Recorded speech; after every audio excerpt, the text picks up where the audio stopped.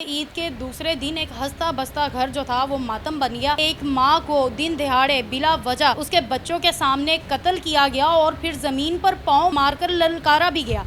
ना ही वो हमारा कोई रिश्तेदार था, ना ही वो कोई हमारा मोहल्लेदार था, ना ही हमारी उसके साथ कोई बातचीत थी। फरोश इंसान अकरम खान, वो उनके घर उनका आना जाना था, उसके वो सप्लायर थे LD 308 वाले। आया, उसके सर पे खून सवार था। उसने मेरे भाई को असले के बल पे रोका और कहा कि आज तुम्हारे घर के CCTV कैमरास उतर जाने चाहिए, जिसकी हमने कंप्लेन SP साहब को कैंट को करी थी। 16-14 साल के बच्चे उसके मुलविस थे, जिनके हाथ में किताबों की बजाय असला था। अगर शाम तक कैमरास ना उतरे तो तुम्हारे घर में मैं लाशें बिछा दूंगा। मेरे घर के 3-4 साल के बच्चे हैं, इतना उनकी दिमागी हालत ख़राब हो गई कि डॉक्टर ने कहा कि वो ट्रॉमा में जा चुके हैं बच्चे। अकरम सिर्फ मेरी माँ को मार के नहीं गया, वो हम सबको मार के गया है। मुबीन और अशरफ भी शामिल हैं। इसने ज़मीन पे पाँव मारा और ललकारा के होन लो मज़े। धरती पर मेरी माँ का खून कर्ज है कि अब रियासत की जिम्मेदारी बनती है कि मेरी माँ के कातिलों को कैफरे किरदार तक पहुँचाया जाए। आज फौजिया जो उसकी सप्लायर थी और उसकी बेटी वजिया, वो उसको ऊपर से बोल रही है होन मार के जाई। CCTV फुटेजेस और हर चीज़ आप देख सकते हैं कि ईद की खुशियाँ किस तरह मातम में बदल गई।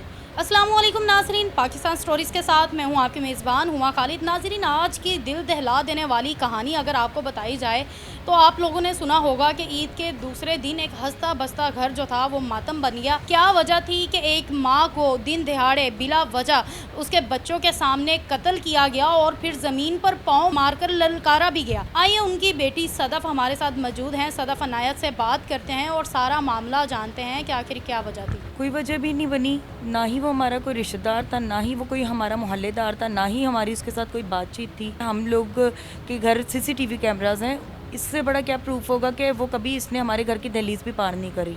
बेसिकली हमारे इलाके के LD 308 मुस्लिमपुरा सुखनैर शालामार ये की जगह का ये घर है, जो घराना है पूरा, वो उसके साथ मुलविस थे। वो उसके सहूलतकार थे, वो उसके वहाँ पे उनका घर उसकी जापनाह था।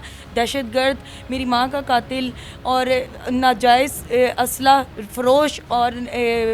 फरोश इंसान अकरम खान, वो उनके घर उनका आना जाना था, उसके वो सप्लायर थे LD 308 वाले। हमें नहीं पता, ईद का दूसरा दिन था, हम तो अपनी खुशियों में मसरूफ़ थे, हम लोग कुर्बानी में मसरूफ़ थे। तो इतने में शोर की आवाज़ आई, जैसे हमारे अंदर घर के कनेक्ट है हमारा LCD, तो हमने वहाँ से देखा कि अकरम खान ने मेरे भाई को ना असले के बल पे रोका हुआ है और मुँह पे थप्पड़ मार के कई फीट दूर जाके मेरे भाई गिरे हैं। तो मेरे भाई के पास अपने रेजिस्ट के लिए, अपनी प्रोटेक्शन के लिए एक पत्थर तक नहीं है। आया, उसके सर पे खून सवार था। उसने मेरे भाई को असले के बल पे रोका और कहा कि आज तुम्हारे घर के CCTV कैमरास उतर जाने चाहिए, जिसकी हमने कंप्लेन SP साहब को कैंट को करी थी।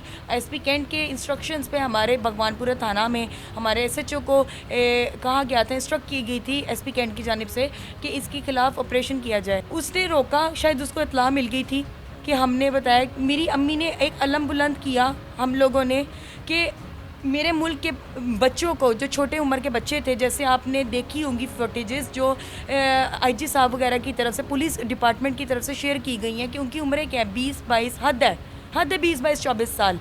16-14 साल के बच्चे उसके मुलविस थे, जिनके हाथ में किताबों की बजाय असला था। सप्लायर बन गए थे वो। ये ना करें, हमने पुलिस को इत्तला दे दी कि आप ये ना करें, तो वो आ गया हमारे जान का दुश्मन बन के। हमें तो पता ही नहीं, हम तो अपने बिज़ी थे। मेरे भाई को रोका, थप्पड़ मारा। मेरे भाई ज़ाहिर है वो अपने कुछ भी नहीं कर सके और घर में घुसने की कोशिश करी। बार बार कह रहा, अगर शाम तक कैमरास ना उतरे तो तुम्हारे घर में मैं लाशें बिछा दूंगा।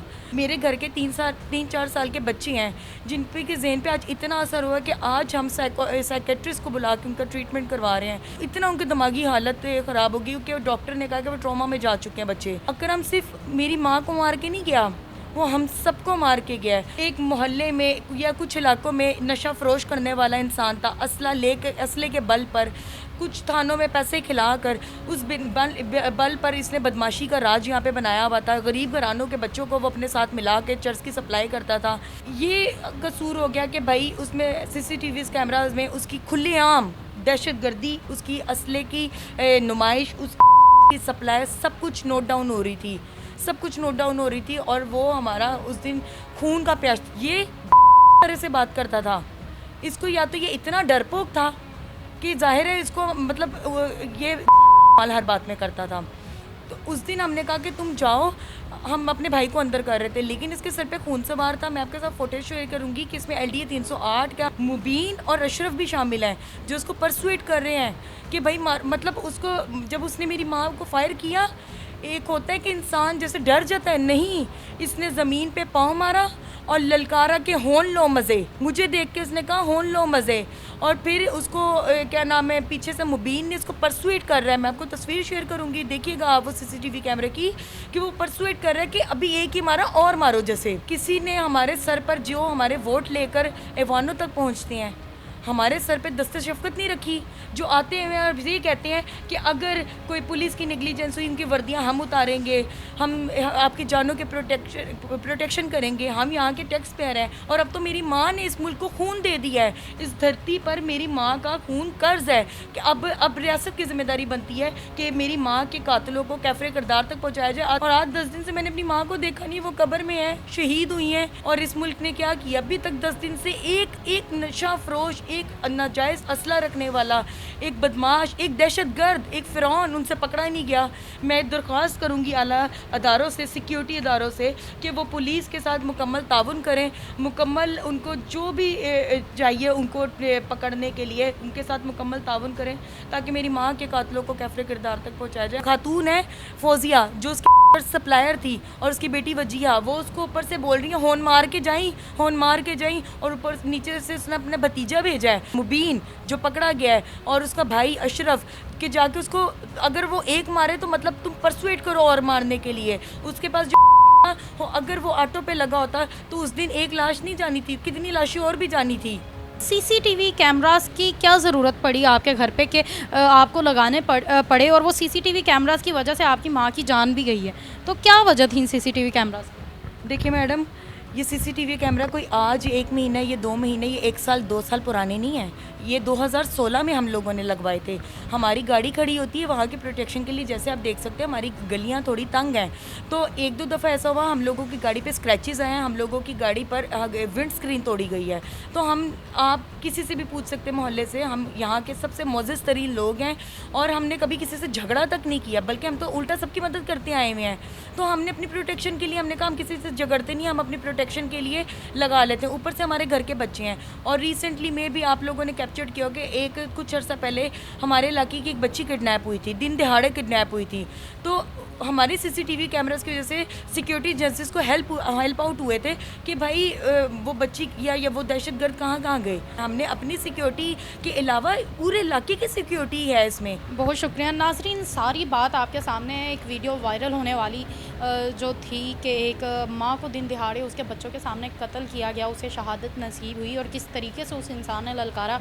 CCTV फुटेजेस और हर चीज़ आप देख सकते हैं कि ईद की खुशियाँ किस तरह मातम में बदल गई।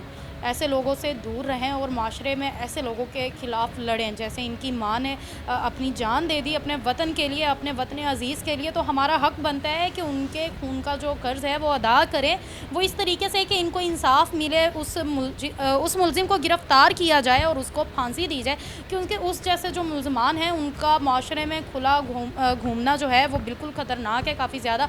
अभी भी इनकी जान को ख़तरा है और इनको सिक्योरिटी की काफ़ी ज़्यादा ज़रूरत भी है। आप देख सकते हैं कि अभी भी CCTV फुटेज है और इनके पास सबूत है हर चीज़ का। वो इंसान किस हद तक जा सकता है वो सारे सबूत डिलीट करवाने के लिए, हर चीज़ से बचने के लिए, गिरफ़्तार होने के लिए, ये सब आप खुद सोच सकते हैं। इनके लिए दुआ करें, इनकी माँ के लिए दुआ करें, और इनके हिफ्ज़ो ईमान की भी दुआ करें कि अल्लाह ताला इनको अपने हिफ्ज़ो ईमान में रखे। आपको ये वीडियो कैसी लगी आप मुझे बताएं, और इनकी इस आवाज़ को जितना उठा सकते हैं उतना ज़्यादा उठाएं, इनकी आवाज़ को बुलंद करें ताकि इनको इंसाफ मिल सके। मुझे दें इजाज़त, वस्सलाम।